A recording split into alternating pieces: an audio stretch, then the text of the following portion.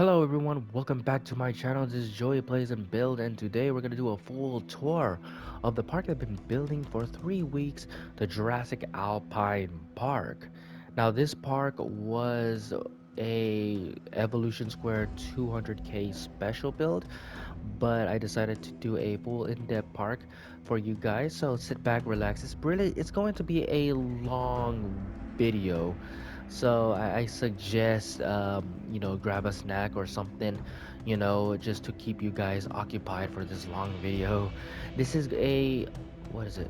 Northwestern map, United States, and it's one of my least favorite maps, I'll be quite honest, but this is a map I hardly use too. So I want to build a park from this map, and I think I did a really good job. There's 3 sections, 3 of them have different themes and biomes and dinosaurs. So yeah, hopefully you guys enjoy this and we'll get into the tour. Okay, so we're gonna start with the entrance, and the John Hammond statue is going to be a thing in all of my parks from now on.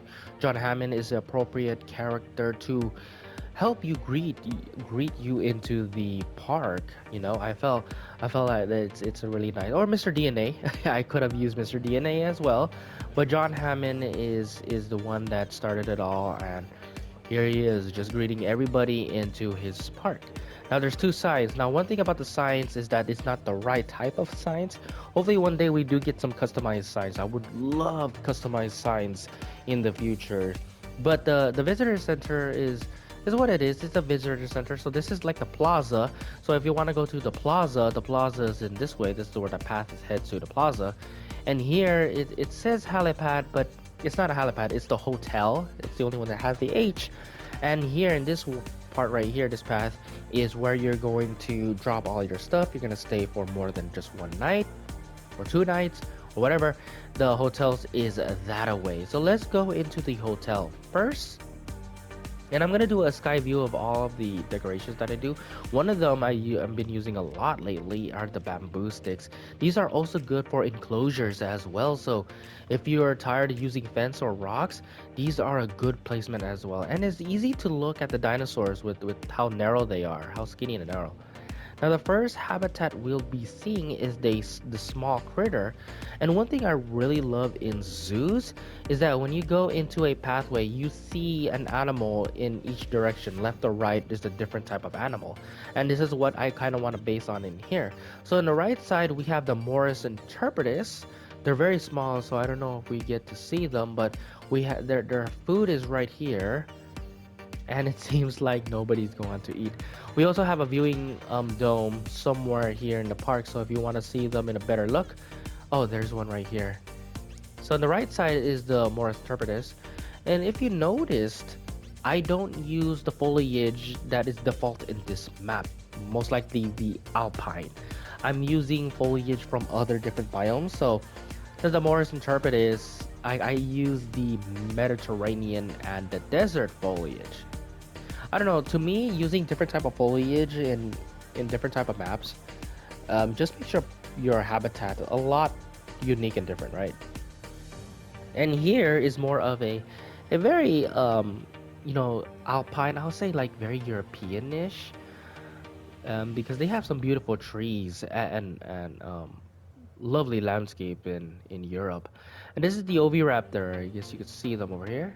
Actually, you know what? We'll go in capture mode. We need to see some dinosaurs, right? I do have some dinosaurs in my parks. They're just quite small. Where are they? Okay, see, they're quite small. So yeah, in every zoos you'll see they always start off with the smaller dinosaurs, whether it's the reptile house or a giant Galapagos tortoise or flamingos. It usually starts out like that, just to give you an appetizer of what the big meal that you're going to receive later down the line. And here is the Morris interpretus. This is the habitat here. Again, using the Mediterranean and the desert foliage. Next door is I'm using the autumn trees, where you find in Germany, the Germany map. And this is the Oviraptor. Mainly, not all of them. The skin pattern for these dinosaurs, I'm usually using the two, which is Quillen Mountains and Yukon River. And for their pattern, is most likely Pocorana or Paparana. Those are my go-to skins, especially Quillen Mountains and Yukon River, since they're more. Oops, sorry. Since they're more like whitish or grayish, kind of fit the environment of this map. So yeah, again, I really love in zoos or parks where you could see animals in whatever direction you're at. We also have some benches and trash bins. That's one of the most well requested ever since the first game, and we finally got it. It took a while for Frontier to give us a simple decoration, but we finally got it. Now we head into the hotel. And for me, how I build my builds, I always love to put the hotels right next to the entrance. I mean, it makes sense. You don't want to carry big baggage of luggage, especially if you have a big family, throughout the whole entire park. It's tiring. So, having a hotel right there so you could, book and register and then put all your belongings into the hotel. I don't know, it just feels much more easier. One of my favorite hotels is this Malta hotel. It's just so beautiful. I love it. We also have the Jurassic World hotels here. So yeah, so there's plenty of room for you guys to stay. And I do suggest you guys stay more than 1 or 2 days. It's a big park after all, so you're gonna do a lot of walking. Okay, so that's the hotel, and we're still continuing with the small critter, which I think this is the last habitat here. Notice again with the different type of foliage using in my habitats, it's the Pennsylvania trees, and let's see what type of dinosaurs in here. We'll go into the viewing dome, and yay, right there is the Sinosauropteryx. Now, I think this is the default skin. Again, like I said, not all dinosaurs have the Yukon River and the Quillen Mountains skin pattern, but the majority of them are. Okay, the view is horrible. I don't like it how, the viewing dome, you can't run around, right? I don't know why it won't let us do that. So yeah, the Sinosauropteryx is the habitat here, using the Pennsylvania and the autumn trees. I also use some of the alpine bushes and some of the desert bushes here as well. Also, if you notice, I don't use any fences. I mean, if you count this as a fence, I guess. But I stay away with the fence work here. I want to make this one more like like you see in Yosemite National Park, where it feels so natural, like everything is not barricade, but they kind of are barricade. So yeah, that's a small critter. And then we'll head into, okay, so this is the plaza here. This is where everybody would just go and eat, drink, and shop. We also have more of the sitting areas where they're not sitting, they're just walking around them. I guess they're just excited to see what's the next dinosaur come up. They don't have time to sit. One thing I need to start doing is to reorganizing my amenities, because I do see a lot of videos and photos where people will make a shopping center just for shopping centers, or a food restaurant, like an outlet. And mainly what I do is just add all three of them in one area like this and just call it a day. But I need us to be more creative doing my amenity work. We'll go up here, and this is the North American range. We'll see some of the North American dinosaurs. Well, one of them is not from North America, but one dinosaur I really want to add here is the Pachyrhinosaurus. I don't know, you've seen them especially in media where they're always, they live up in Canada and Alberta. So it makes sense for having the Pachyrhinosaurus in a cold climate. One of my favorite dinosaurs. And I don't know, maybe this is just me, but they remind me of one of my favorite animals in today's era is the American bison.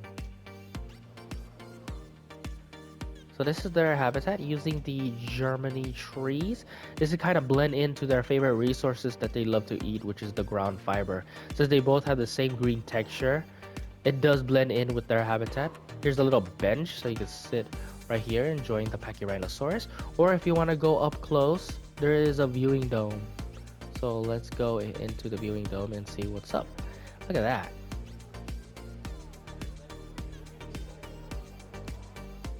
Whenever they walk, they make this tremor, shaky effect. I don't think they're that heavy, to be quite honest. I don't think they don't look like they weigh, about 10 tons or so. So I don't think they have that much of a force to make those type of shaky footsteps, those rumbling sounds. I think this is a social animation that we will see. Nope, never mind. Okay, there you. I think he's just eating. Okay, let's go into a capture mode and just showcase the habitat here. Oh, I also forgot to mention, I need to make notes. I need to start making notes. The first section of the park is more of a snowy climate, right? You see snow here. The second section of the park, which is up there, is more of a you know what? Maybe I'll discuss that once we get there, right? Yeah, I think that would be the plan. Here's another thing that boggles me. Okay, so this is the hotel, right? Doesn't look like a hotel, but it's a hotel. I thought it was a facility item. The first time I seen this, I was looking at the facility items, like, where is this? Where is this building? I couldn't find it. Turns out to be a hotel, but that's not what I was going to discuss. You see these people over here? Yeah, they're sitting on the benches, the same benches that you see here, right? I know I've been mentioning it so many times, but I want to make a point is that Frontier can program AIs such as this, the same models that they are walking right now. They can program them sitting. So why can't Frontier program AIs to sit? Maybe we could have separate decorations. Maybe we could have empty seats and then seats that have people sit on them. You know what I mean? But the point is that Frontier has that ability to to have guests sit on things, right? So I don't want to hear no excuses from the developers. Oh, we're having a hard time having them sit. You could automatically add them in there. All right, so continuing with the American area, just notice some of the rockworks here. This is one thing that I really love doing is rotating some of the rocks to make some beautiful structures such as this. You could also make some beautiful structures as an enclosure, again, a barricade. If you're tired of fences or stuff, rocks is a good way to barricade, and I will show that once we hit into the next exhibit up here.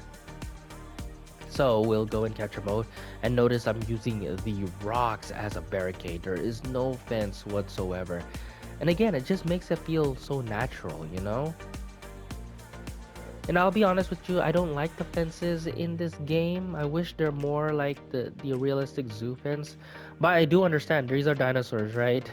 They're more dangerous than regular animals. So look at the habitat here. I kind of based this on a Planet Zoo builder. I totally forgot what's your name, my friend. Oh, I forgot who was it.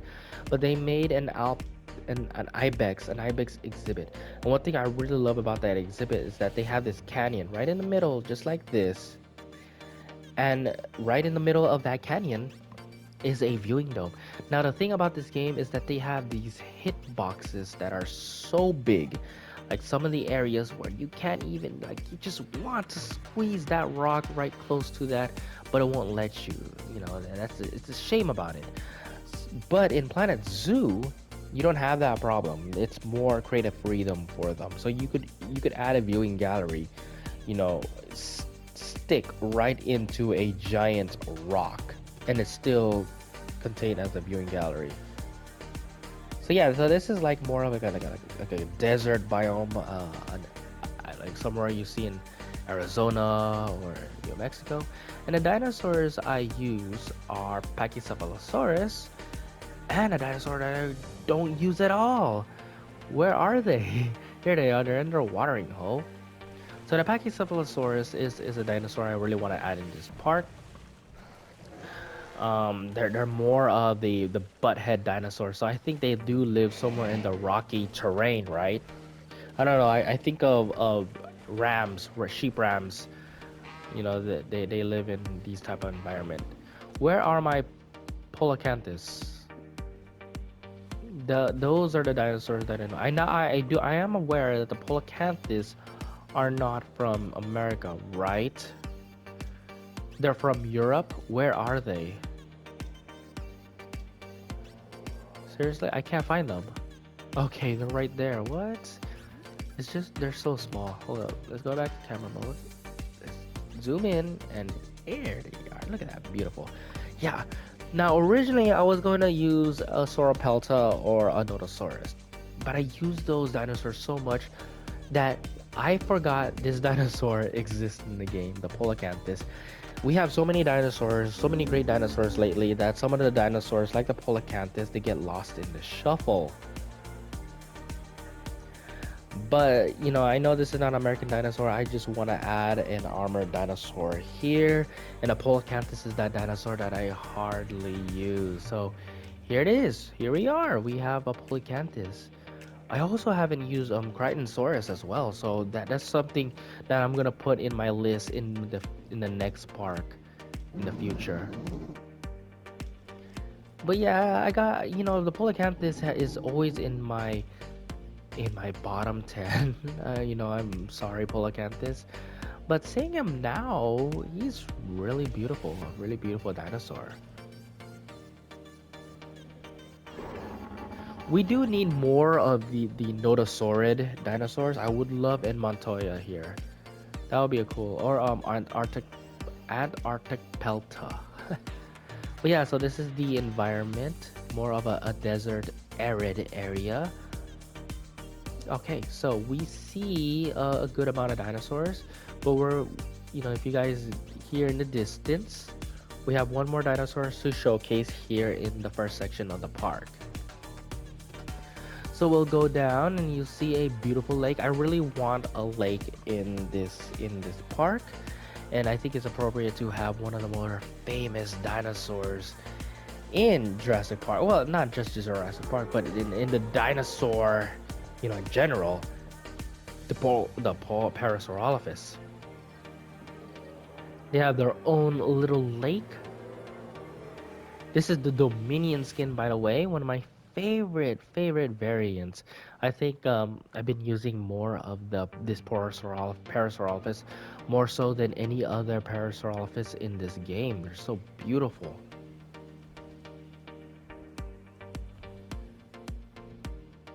Now, I know there's an Asian Parasaurolophus, right? It's called a Charonosaurus, I believe. So, you know what? If we make an Asian only pack, these variants right here could be, the Charonosaurus. Or however you pronounce it. Is it Charonosaurus?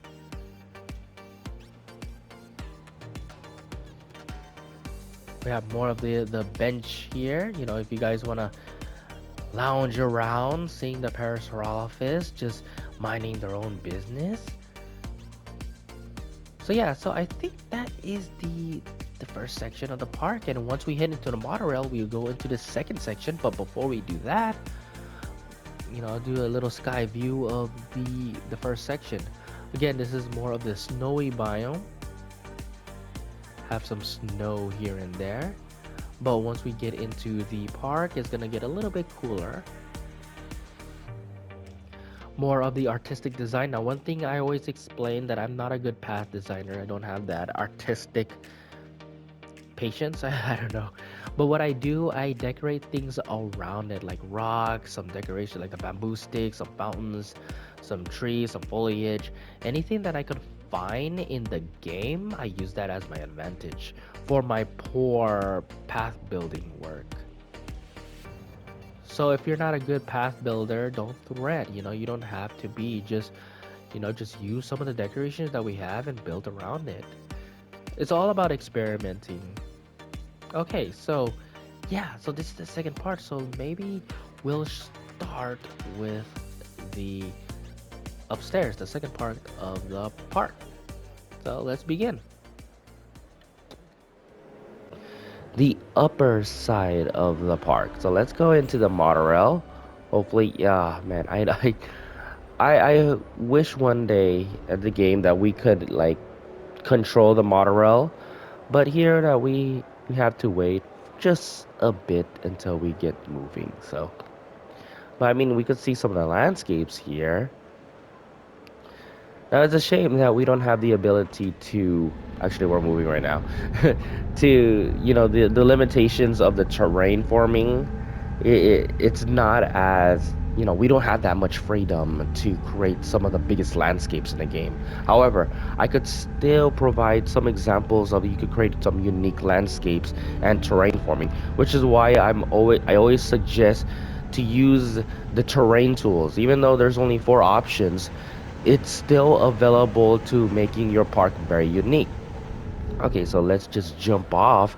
This is the second um, of my park, the second section. Now, I know we don't have a lot of signs here, and I wish we do have signs. Oh, there's John Hammond again, greeting us as usual. So I know this is a Jurassic tour, but it's another sign to welcome you into the park. Now the last section, oh, I really love this view. I hope I had we could see it. You kind of see it, but the first section is more like a snowy biome, right? Right here is more of a temperate, lush biome. So we're gonna see a lot of the redwood trees, and we're gonna see some of the more exotic dinosaurs. Here going up into the more of the dangerous dinosaurs. Here again with John Hammond again. A little decorations here. Now, I did get inspired from this by Evolution Square, so if it does look familiar, like, oh, I see this before, I basically just copy and paste from Evolution Square. But you kind of need some sort of statue or something just to stand out for your park.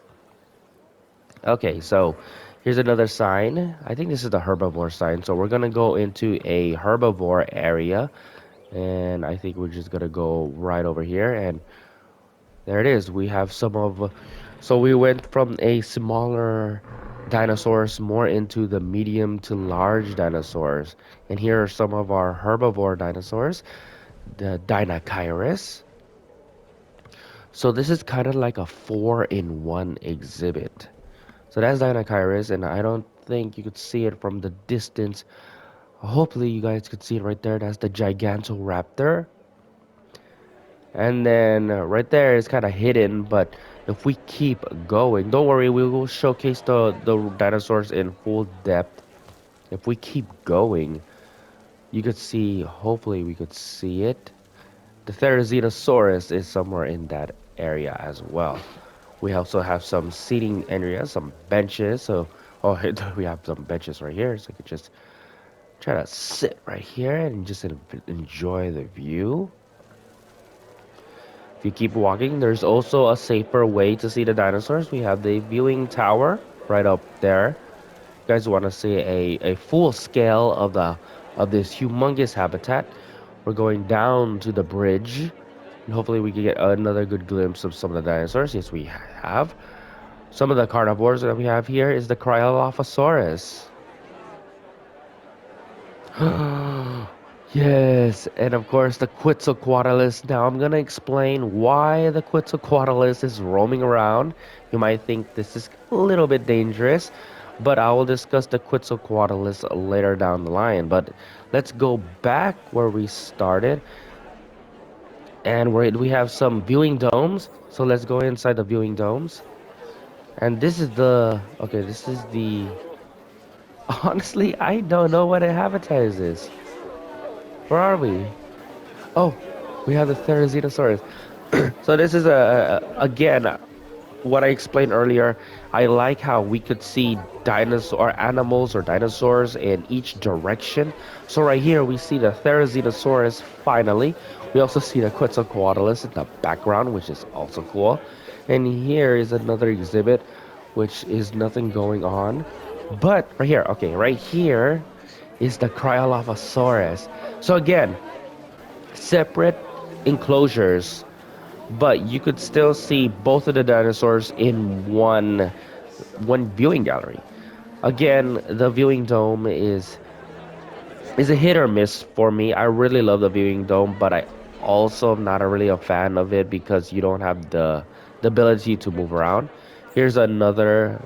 This one is the viewing log, which is a much better view.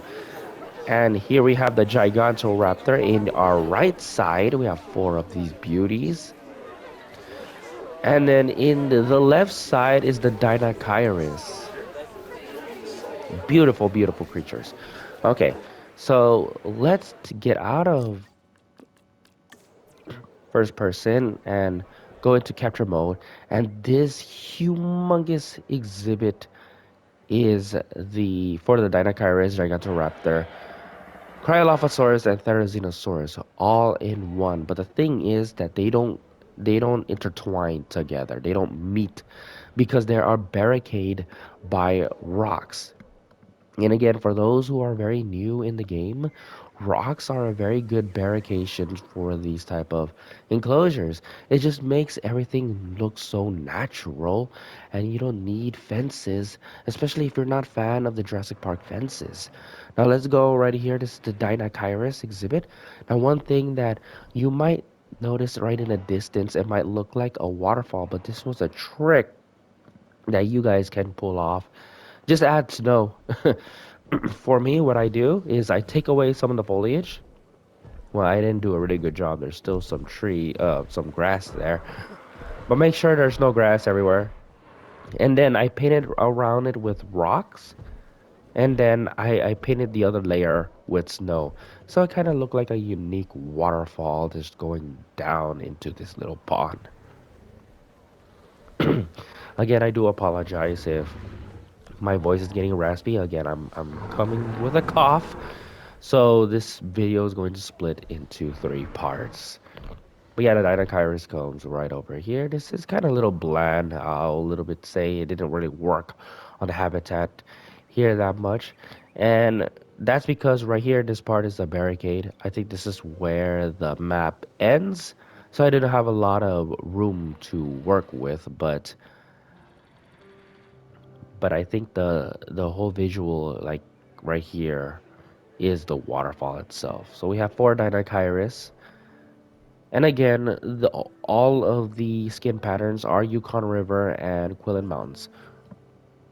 Then we move here.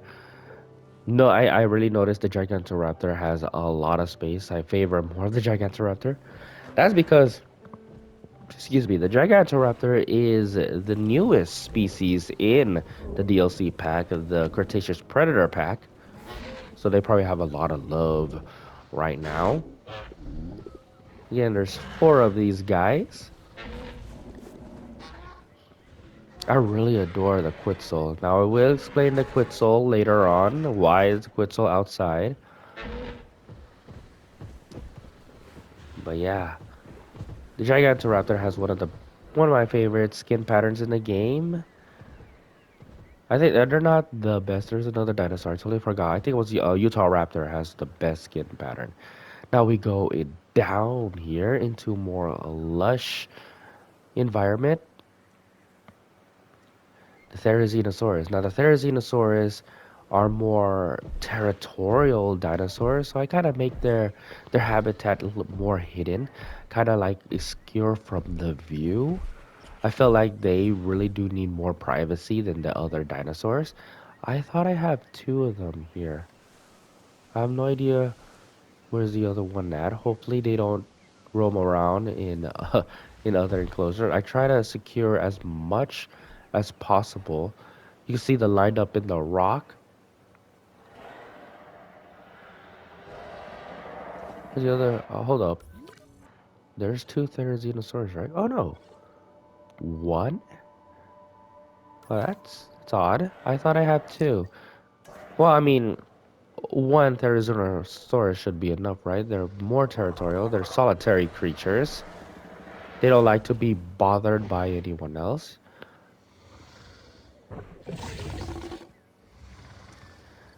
But look at that. You could like zoom in really quick and you could see them and the Gigantoraptor right there chilling.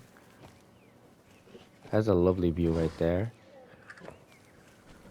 How the sun just glare right into the Therizinosaurus. Very cool stuff. Anyways, we'll go into the last, which is the Cryolophosaurus. Now, originally it was supposed to be the Utah Raptor, but I put the Utah Raptor in the Raptor section. So I have nowhere to put the Cryolophosaurus, and I was like, okay, maybe put the Cryolophosaurus right here. They're murdering goats. Two goats are dead by these. Oh, there's another one riding by these predators. Add a little snow here because whenever I think of Cryolophosaurus, I think of them like the polar bear of the Mesozoic. I don't know. I always think whenever I see Cryolophosaurus, they're always end up like somewhere in where there's a snowy biome.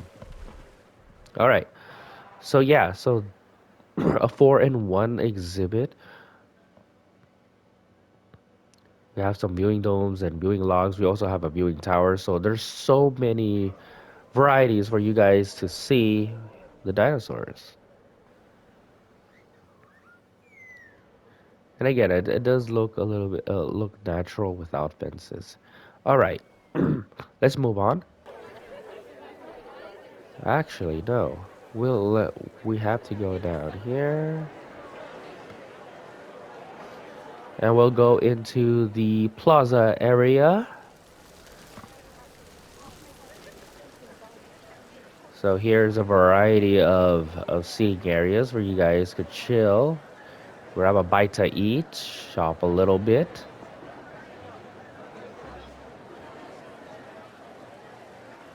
Some of the lovely fountains that we have in the DLC pack, which is really nice. I really love the trash bins. Let's see if there's some trash in here. Oh, we can't see if there's any trash. Okay, so that is the more, well, not really more the herbivore area, but well, if we go into the other side, this is where we go see the raptors. So let's see what type of raptor living in here. So again, all of these, well, most some of the dinosaurs are feathers. So if there's a feathered dinosaur, most likely they're gonna be in this park. And not a lot of people give the Pyroraptor a lot of credit because it's a Dominion design, which it is understandable. In my opinion, by the way, like the Jurassic World dinosaurs, they're not really one of my favorites. But geez, look at this skin pattern of this creature. Now, this is not from Yukon River and Quillota Mountains, and I got a lot of questions. What kind of a skin pattern is this? So I'm gonna show if I can find it. Oh, it is Yukon River. So it is Yukon River and Little Bates. So there it is. If you guys want to see, if you want to get the skin pattern. First time using the skin pattern as well. I really love using the hot red-orange skin pattern for my Pyroraptor, but this is very beautiful too. Feathered Dinosaurs has the best skin in the game. So yeah, so that's the Pyroraptor exhibit. Not really much going on here, and yeah, I'll say their habitat is kind of bland, but again, it's just right in the corner of the map. Yeah, this is why this map is one of my least favorite because the shape and sizes in this map it's all over the place, and again there's some narrow spaces, some wide spaces, but I try to work my way around to make this a beautiful park using this map. The Quetzalcoatlus is just saying hi to everybody. Okay, let's see what's in here. And we have from the Pyroraptor to the Utah Raptor. So, animation. Oh, I really wanted the Utah Raptor ever since in the first game, but I was a little worried that they might make Utah Raptor into a giant Velociraptor. So I was so cautious until I think when Atrociraptor came out, my doubts for the Utah Raptors' chances has become lower because how are they gonna make Utah Raptor much different than a Atrociraptor? Because the Atrociraptor in Jurassic World are much bigger than the Velociraptor. But lo and behold, they make one of the best looking raptors in the game. And they kept the Velociraptor noises, but they enhanced it to make it a little bit deeper. I love those attention to detail to Frontier. And was it in the Michael Crichton book? Originally, it was supposed to be the Utah Raptor, right? But they changed it to the Velociraptor because the name Velociraptor is more terrifying than Utah Raptor. That's what I heard. Or is it Deinonychus? Which I totally forgot I didn't add Deinonychus here. Alright, so that's the Utah Raptor and that is the Pyroraptor. But if we go right over here, our last raptor, and that is none other than the famous Velociraptor. Not just the Velociraptor, but it's Blue the Velociraptor. You know, you just gotta add a Velociraptor. And I choose Blue because, well, you know, Dominion, Blue is chilling in a winter, snowy area in Nevada. So I'm like, you know what? I hardly use Blue. Not really one of my favorites, to be quite honest. I really like the Jurassic Park and the Jurassic World Tiger Raptors. Those are my favorite. But yeah, just want to keep, you know, I really love the skin patterns, which makes all of the dinosaurs very different.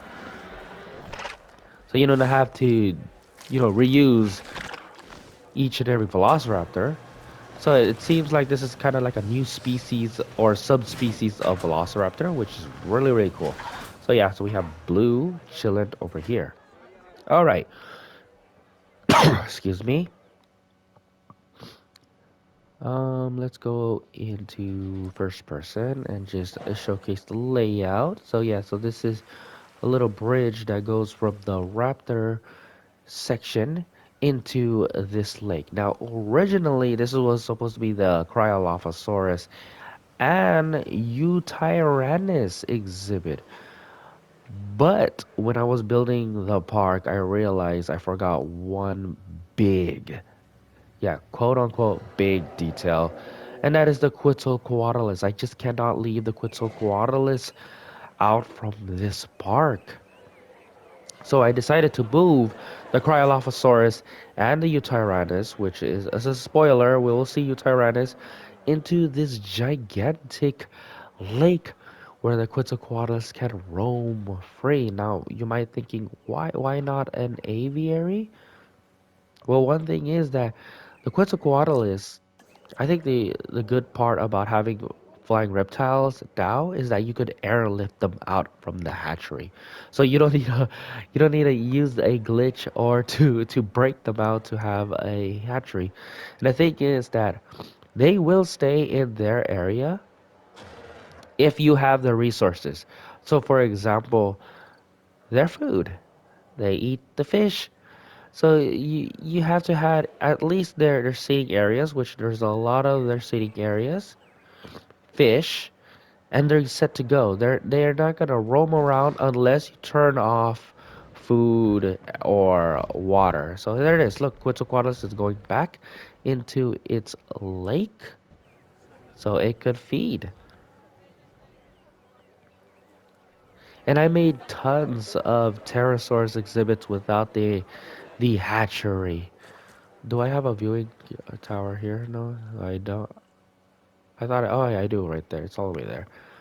But yeah, so we have some benches here so you can watch this show, which is a horrible view, but nonetheless, you can still see the Quetzalcoatlus just flying around safely. It's one of our biggest attractions. You could call it our celebrity in our park. Just greet everybody with open wings. Hopefully it'll land somewhere. Usually it does land right in the path. And so it's really funny to see a gigantic pterosaur. And right away, you see our lovely Quetzalcoatlus greeting our guest as usual, the celebrity, as you could say, in this park. Now we're gonna go into the third level, and as you notice, it's more, I'll say, it's a more springtime. I think this is where, we just got off from a colder environment into a somewhat warmer environment and to a lovely, nice environment. We have John Hammond up there again introducing us into the park.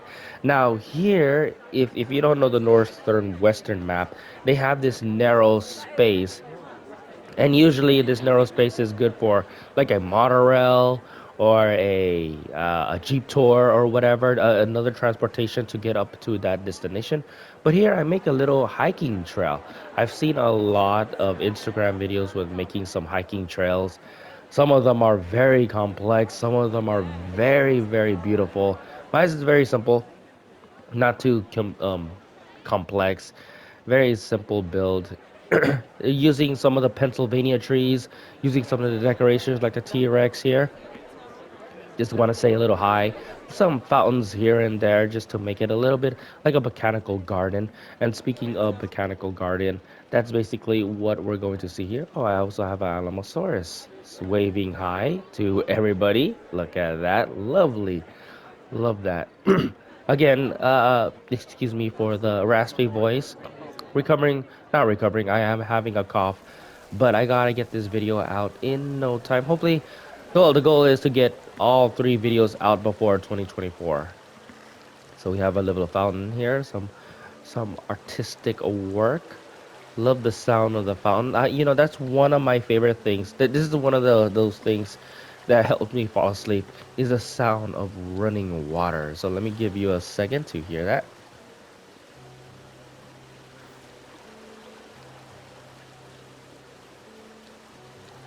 Lovely stuff right there. It's just really beautiful. It's one of my ASMRs is hearing running water or crackling fire. That helps me fall asleep. So let's go into our first exhibit here. Now this is a Troodon exhibit. Oh, you could hear these lovely guys here. And if you guys remember what I mentioned earlier, there's so many variety ways to barricade your enclosures without using the fences, rocks, planters, bamboo sticks, even this water fountain. Secure, and they'll not escape one bit. So let me just show you one example here. We have at least four Troodon. Now the trick here is that their open space is fine. They don't even need that much open space. But look at that. The game automatically say that they could run towards those areas, as you can see the highlights. But in reality, they can't. They can't run away. But that's good. Like if you want to fulfill their needs, but you don't want to make a bigger space for them, you could cheat the system just like that. Which is why I rather use these type of items as fences instead the actual fences. Excuse me. So yeah, we have our lovely Troodont here.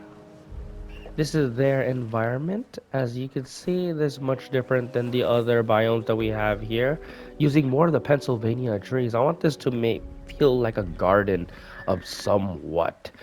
Um, Using the Alpine. I think these are the Alpine rocks, but I also use some of the Mediterranean rocks. And speaking of Mediterranean, some of the Mediterranean foliage. This is the Alpine bushes right over here. And of course, well, why not have a lovely fountain into your enclosures. Also use some tropical foliage here too. I think this is the small foliage tree. right about there. The whole point of this is to feel like a garden. So when you walk past it, not only that you get a good visual of the dinosaur, but get the whole visual of the whole environment as well. Now the Troodon are not alone. They have some visitors here, and hopefully we could spot some. Nope, they're not hungry, but we have some wild Jeholoporix. And the whole reason for the Jeholoporix being wild is, again, there is an ability, well, it's an option now that you could send flying reptiles airlifting out of their aviary. So that is pretty cool. So usually this is what I do in all of my parks now, is having wild flying reptiles flying around. And in the other update, they can now coexist with guests. So the guests right here, they're not alarmed. They don't even bother. Even with dinosaurs, if dinosaurs were walking among them, they don't freak out as what they do before, which is really, really cool. It's really, really fun. You could make some sort of attractions like a petting zoo or whatnot. Now, excuse me, I'm sorry. I'm sorry for all of this noises. I try to be quiet as possible. I'm looking for a J Holoprix. We spotted one. I have a bunch of them. For some reason, never mind, spoke too soon. Let's go see this in action. Yes. It's really a shame how the insect feeder is only available for the J-Holopolis. I would have figured someone like a Troodon would also feed from a insect feeder. No, no, the compies, right? You would think something like a compy would eat from a insect feeder. But hopefully we'll get more dinosaurs or creatures to eat from the insect feeders. Okay, so we go from the smallest dinosaurs to the much bigger dinosaur, and this is one of my most requested dinosaurs ever since in the first game, the Utyrannus, the first feathered large theropod to ever be discovered. I think we have three of them right here, just roaming around, pacing back and forth. That's one of my pet peeves in zoos, if an animal start to pace back and forth, which means that they felt stressed, they felt uncomfortable. But usually when you could tell if an animal is very comfortable with their enclosures, if they just chill, relax, possibly take a nap here and there. Here's the viewing gallery. It's a very, very bad viewing gallery. Um, yeah, this is possibly my least favorite of the viewing gallery. I just don't like it. It's very, it not only it's very wide, but there's some gaps where you can't see things because some things are in the way. And again, you can't walk in here. You have to switch, which is pretty cool, I guess. That's a kind of cool little substitute, but I rather walk around. Oh yeah, you can see some wild J-Holopolis flying here. Pretty cool stuff. I love it. Okay, so let's go back where we started. You can see the rock alignment here. Trying to use as much of the decorations as possible as my barricades. So this is the Utyrannus exhibit. Let's go into capture mode really quick.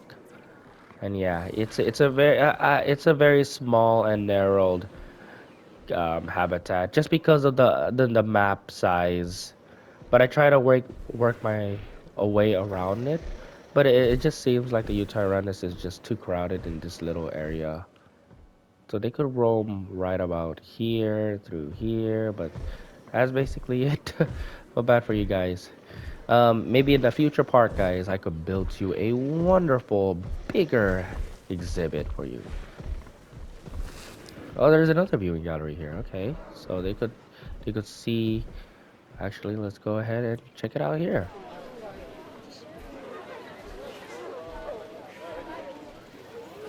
Here it is. We have a social media.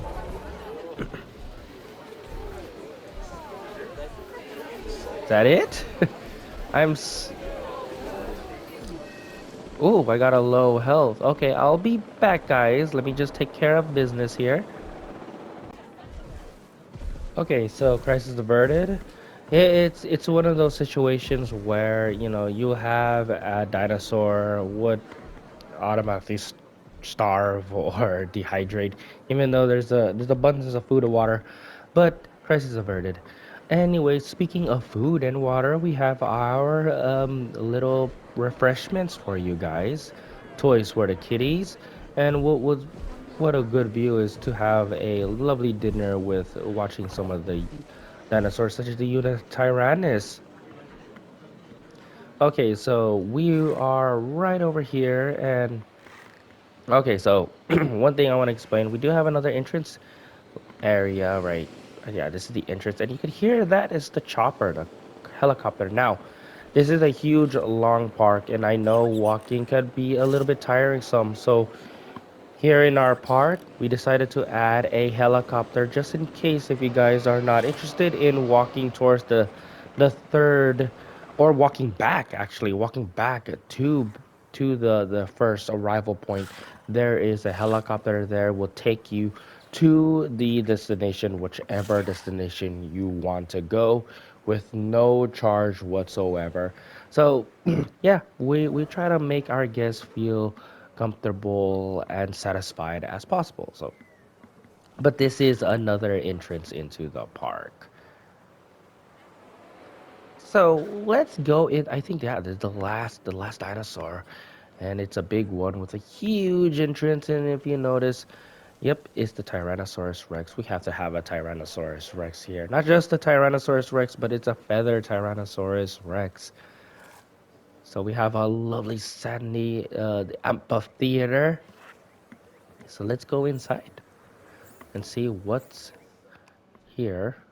Oh man, I was hoping for a little T-Rex to just have a meal, but it seems like they're already full. But we could switch to another area and try to see a glimpse of our Tyrannosaurus Rex. Oh, well, I think that's the only view that we will have is a tip of the tail of the T-Rex. There, most likely it's sleeping. Oh, actually, we got another good view. This is always a thing in zoos. Well, for me at least, is the animals are always at the back corner. Especially the more exotic and rare animals. You hardly get to see them. They're far away from the distance, and they always turn their backs away. But here they are. We have our T-Rex. This is the 65 million years skin. It's the feathered variant. It's possibly my favorite. I loved it. We have two of them, a male and a female.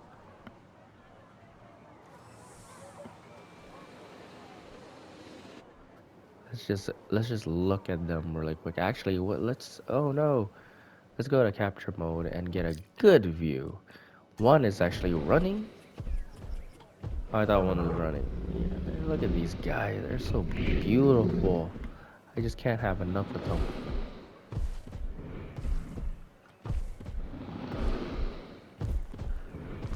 The T-Rex, just like the Brachiosaurus, you just can't get tired of looking at them. They're so good. They're so majestic. This one's gonna have a little drink. Nope.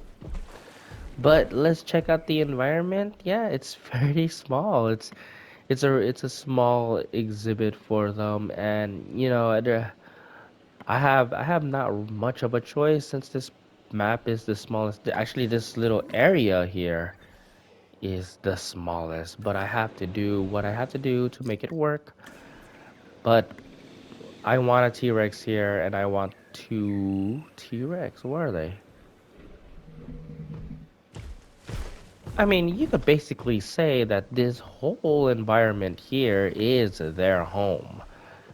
You know, they have a lot of room to roam.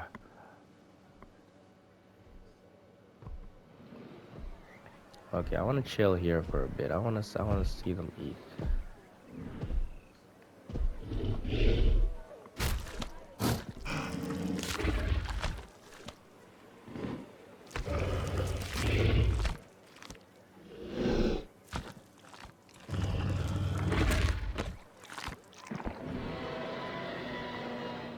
I'll never get tired of the T-Rex. Never, never get tired of the T-Rex. Okay, so I think that's it. We do have only four species here. There's a J-Holopris. Have we been here? Yes, I think we have, right? I think we have been here. This is the garden again. Here's another of our J-Ho. I like to think of them as the butterflies here in this game. You know, just free, going wild. But we also have an aquarium, which is not supposed to be an aquarium. It's supposed to be a movie theater.